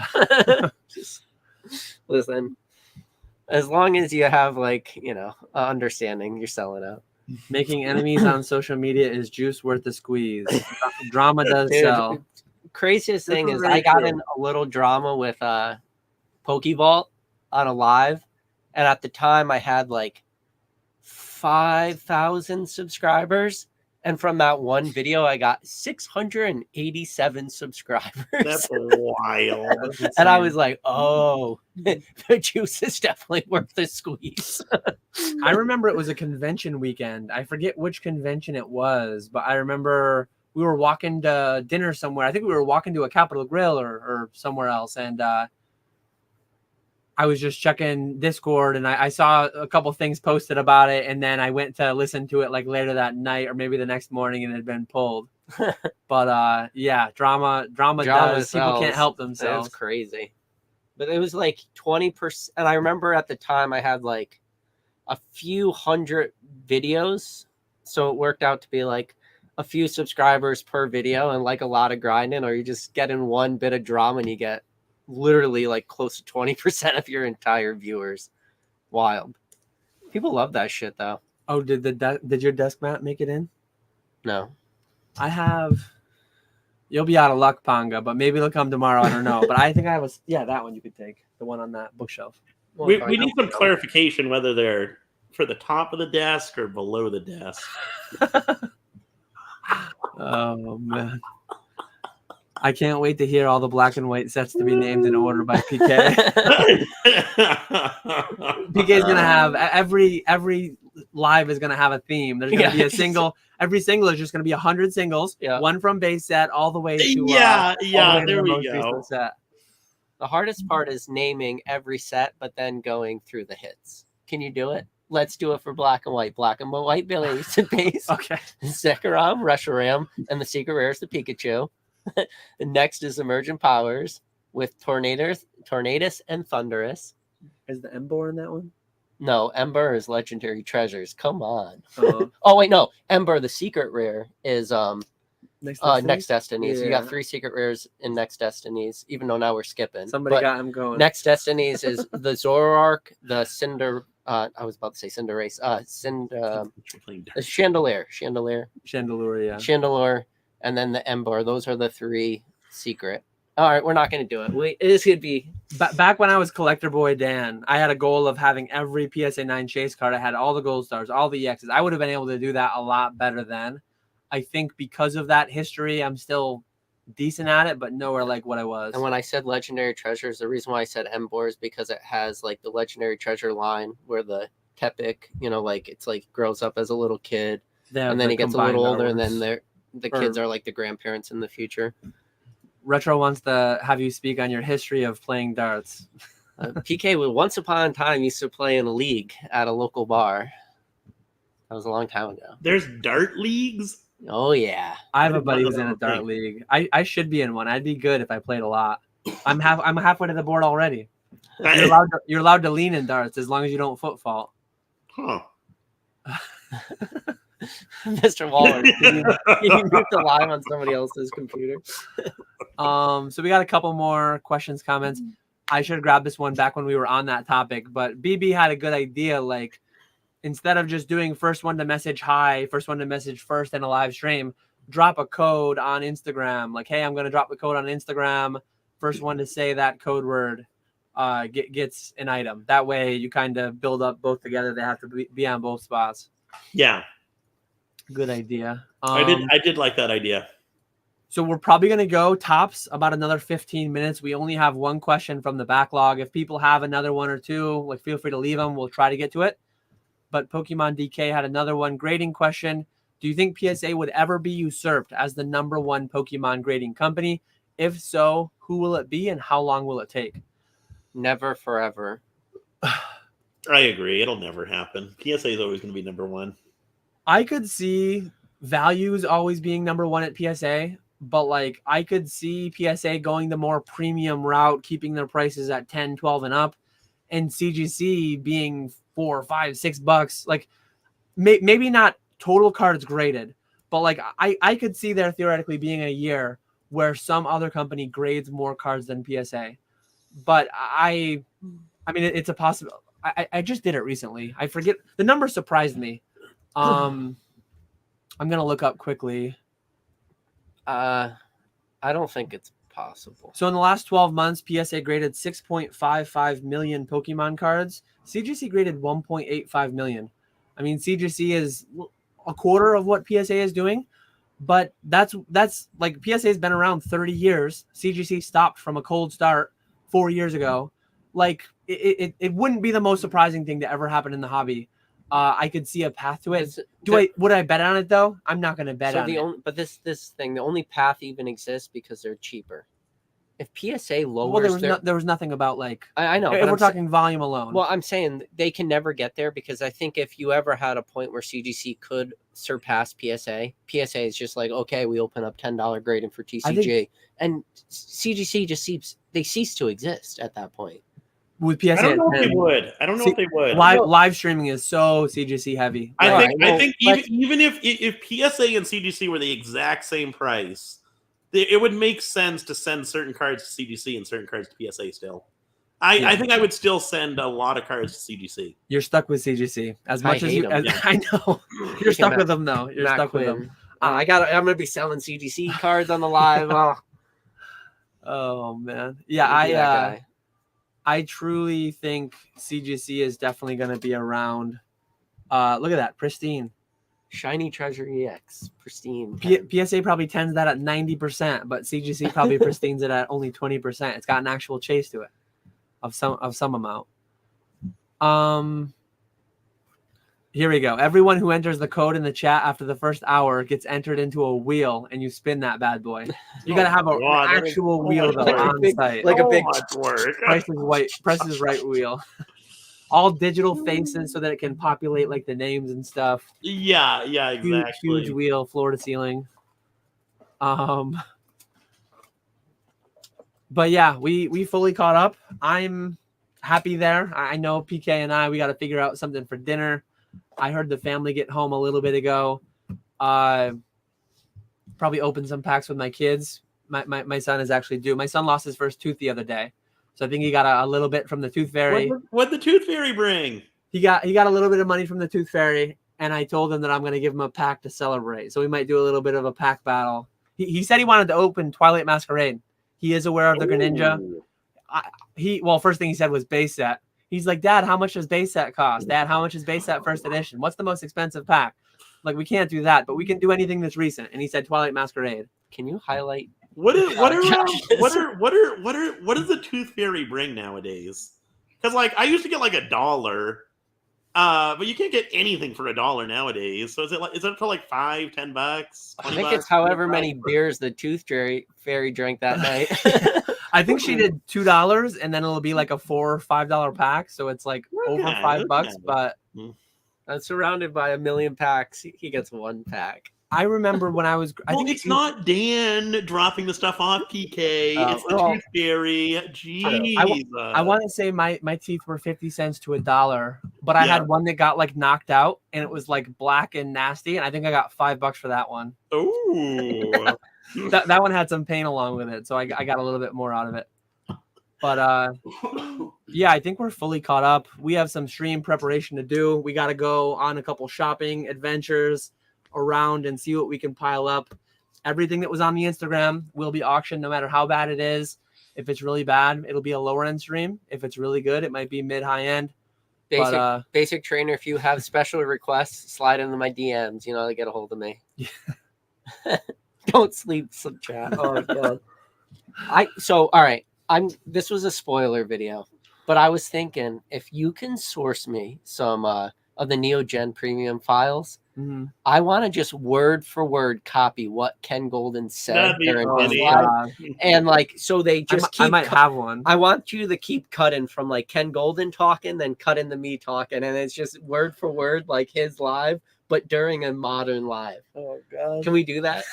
It would take a little bit of editing. I think I have one. We won't be able to queue that up for 9:00 tonight, but maybe that'll be coming to a live stream near you. This is a 1 with 8 zeros after a chance of grading this all in a PSA 10.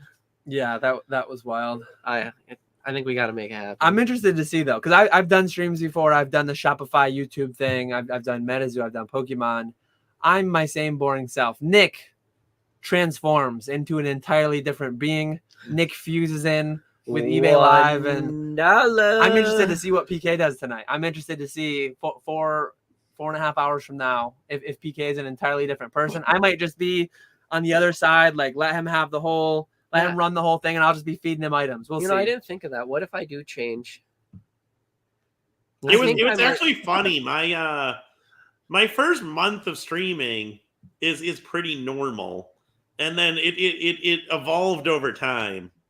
Well, like for the anniversary, Walrus put together the transformation of $1, and it started off at $1, $1. Then it slowly turned into a song. $1. I remember that stream, me, PK, Jake in the background, drinking some beers, and we were all getting it. That was wild. Drink all the beers. That was fun. Oh, man. Could have been Nick's last live stream. He didn't even realize it. Yeah. What if I do change? At some point, maybe for, what is this going to be, like our 4th anniversary of PokeFlipz in March or so? If you look back at our my first video on my channel was PokeFlipz episode 1, back when we used to dual post them. It's like, hey everyone, old school Pokemon here. Like, so like quiet. So, but it was like, hey everyone, old school Pokemon here. But like a little sigh let out. It was funny. We'll have you ever seen the I think it's called Good Morning Vietnam with Robin Williams? Yeah. We've when he's the first day on the radio. Like the old guys, Good Morning Vietnam, and then Robin Williams comes on and spikes it. Yeah. Oh man. There is like a progression through my lives too. What's gonna be your first tattoo? PK's first tab. Get a whole sleeve going on. I already saw Dan's first tattoo. It just says tax advice. Oh man. Nick was depressed. That is true. That is fair. But goodbyes are always tough. We're dragging this one out. Look forward, Nick, next week. I'm gonna be there Thursday. I'm excited for that. Everyone, just to wrap everything up, tonight, 9 p.m. Eastern, Fanatics Live. $25 if you sign up through the link. If you don't have a Fanatics account, $20, code Dan Ketchum20. And then said your first name. I was gonna say Dan Ketchum20. Ketchum20. And then if you have your PSA credits, get those too. Check out Nick tomorrow night for a very brief hour, and then immediately switch over at 8 p.m. Eastern. More importantly, Ponga will be live. So check out Nick for an hour, give him that time, then go to Ponga for the rest of the night as long as he's up. Anything else you guys have to say? Special request, hit me up. If you want some special PSA 9, something you're looking for, you let me know. No, thanks for hanging out, chat. Do appreciate it. Hope to see you again in 2 weeks. With that, we will catch you all later. Later, Walrus, too, by the way. Thanks, everyone.